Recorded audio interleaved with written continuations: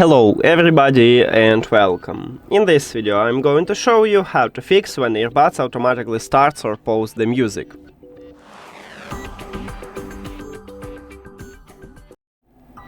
Firstly, we need to check if you have the latest version for your earbuds. So you need to go to the Creative app. Of course you need to add your earbuds to the application and then you will see the same menu. Maybe you open the app and see this one, just tap at your earbuds here. Then go to the settings at the right top.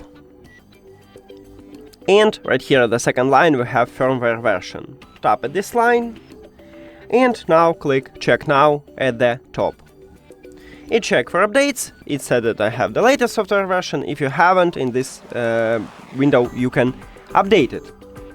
Now if the update didn't help you, I recommended to restart your audio player. So let's say you listen to music in Apple Music, just remove this application from the application list and then open it again. And also I recommended to go to the App Store or Play Store and check if you have the latest version for this application and update if you haven't. It can fix your problem. Next step, if both of these methods didn't help you, we need to perform a factory reset. To perform a factory reset, put your earbuds to the charging case, but do not close the case. Open the lid, and at the bottom we have connectional button. You need to press and hold it until the LED light flashed red 5 times. So press and hold, it can start blinking red and blue. It's okay, just enter to pairing mode.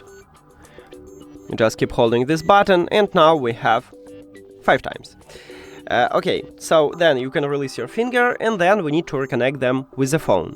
Go to the settings, then Bluetooth or connected devices, and at the device list click the information icon or settings icon near to your earbuds.